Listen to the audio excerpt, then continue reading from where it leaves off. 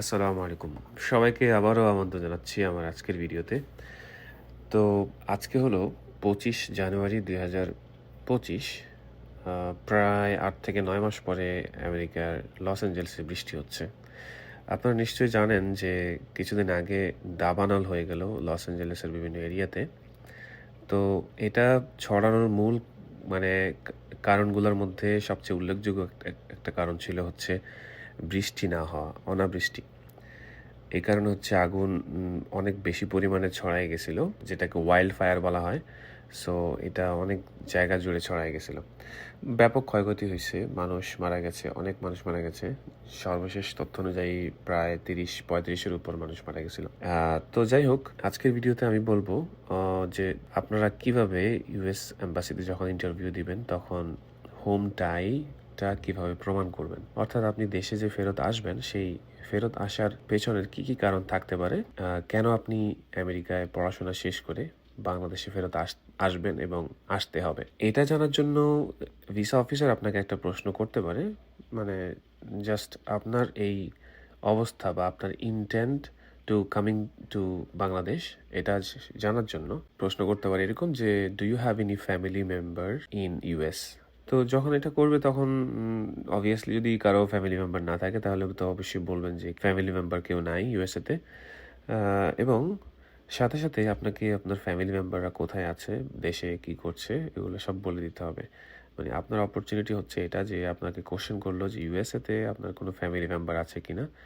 সেক্ষেত্রে আপনি আপনার ফ্যামিলি মেম্বাররা বাংলাদেশে কে কোথায় কোন অবস্থানে আছে তাদের সম্পর্কে আপনি বলে দিতে পারবেন। এবং এক্ষেত্রে অনেকেরই ক্লোজ রিলেটিভস কেউ না কেউ থাকতে পারে ইউএসএতে, সেক্ষেত্রে তার কথা অবশ্যই উল্লেখ করবেন। তার কারণ হচ্ছে, যদি আপনি উল্লেখ না করেন এবং ইমিগ্রেশনে আপনি যখন ইউএসএতে আসবেন, এয়ারপোর্টে যখন ইমিগ্রেশন কমপ্লিট করবেন, মানে ইমিগ্রেশনটা ক্রস করবেন, সেক্ষেত্রে যদি তথ্যটা পেয়ে যায় ইমিগ্রেশন অফিসার, তাহলে কিন্তু আপনাকে আটকায় দিবে। কয়েকদিন আগের একটা ঘটনা বলি। একজন স্টুডেন্ট যিনি প্রথমবারের মতো ইউএসএতে আসতেছে, ওনার মা হচ্ছে গ্রিন কার্ড হোল্ডার। ওনার মা হচ্ছে গ্রিন কার্ড পাইছিলেন হচ্ছে ওনার ভাইয়ের মাধ্যমে, অর্থাৎ স্টুডেন্টের মামার মাধ্যমে। তো অলরেডি তার মা ইউএসএতে অবস্থান করতেছে লাস্ট 6 মাস ধরে, এবং সেই স্টুডেন্ট ভিসা পেয়ে ইউএসএতে চলে আসতেছে।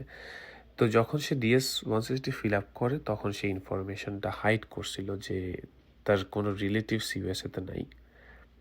ঠিক আছে, তো সেক্ষেত্রে যেহেতু সেটা হাইড করছে এবং এটা কিন্তু অনেক বড় একটা ক্রাইম হয়েছে, মানে অনেক বড় একটা ইনফরমেশন গ্যাপ হয়েছে যে তার মা গ্রিন কার্ড হোল্ডার ইউএসএতে অবস্থান করতেছে এবং সে নন ইমিগ্রেন্ট হিসাবে ইউএসএতে আসতেছে, সেটা হাইড করছে। যার কারণে কি হয়েছে, তাকে ইউএস এম্বাসি ইমিগ্রেশন তাকে আটকাইলো এবং তার এই ইনফরমেশন যখন তাকে জিজ্ঞেস করা হলো তখন স্বীকার গেল। এখানে স্বীকার না গিয়ে আসলে উপায় নাই, তো বাধ্য হয়ে তাকে বাংলাদেশে ফেরত যেতে হলো, তাকে ডিপোর্ট করা হয়েছিল ভিসা রিভোক করে। তো যাই হোক, এটা অনেক বড় একটা ভুল যে যদি আপনার কোনো ক্লোজ রিলেটিভ, ফ্যামিলি মেম্বার্স, ভাই বোন কেউ থেকে থাকে, তাহলে রক্তের সম্পর্কীয় আত্মীয় আর কি যাকে বলে, তার কথা DS-160 ফর্মে অবশ্যই উল্লেখ করবেন এবং সেটা প্রপারলি এক্সপ্লেন করবেন। ঠিক আছে, কি অবস্থানে আছে এটা বলবেন। এটা না বললে আসলে উপায় নেই, আপনি ধরা খাবেনই। যদি ইমিগ্রেশন এটা জানতে পারে তাহলে আপনাকে মানে 99% আপনি ধরে রাখেন যে আপনাকে দেশে ফেরত পাঠাবে। আর যদি অ্যাসাইলাম করে আপনি ঢুকতে চান সেটা অন্য বিষয়, একান্ত আপনার বিষয়। ঠিক আছে, ইলিগাল হয়ে যদি আপনি থাকতে চান বা আপনার স্ট্যাটাস আপনি স্টুডেন্ট হিসাবে থাকতে না চান, সেটা একান্তই আপনার বিষয়, আপনার নিজের প্ল্যানিং। সো যাই হোক, সেই বিষয়ে না বললাম। আর আরেকটা বিষয় যে, ওই যে বললাম, যদি হোমটাই আপনাকে প্রমাণ করতে হয় তাহলে আপনি আরেকভাবে প্রমাণ করতে পারেন। যেমন আপনার একটা ভালো জব আছে, তো এই জবে আপনি ভালো, অলরেডি আপনি এস্টাবলিশড বাংলাদেশে।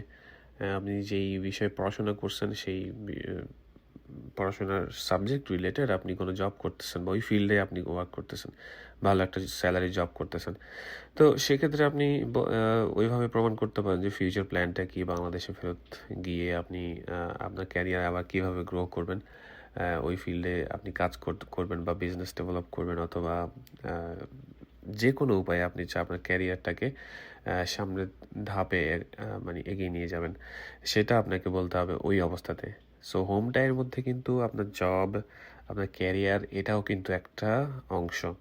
সো রিলেটিভসের পাশাপাশি আপনার ফিউচার গোল এবং আহ, কেন হচ্ছে আপনি এই ডিগ্রিটা নিয়ে বাংলাদেশে ফেরত এসে এটার মাধ্যমে কি করতে চান, আহ, সেটা বলা এবং সেটাকে বিশ্বাসযোগ্য করে তথ্য উপস্থাপন করা। সো এই হচ্ছে আজকের ভিডিও উদ্দেশ্য।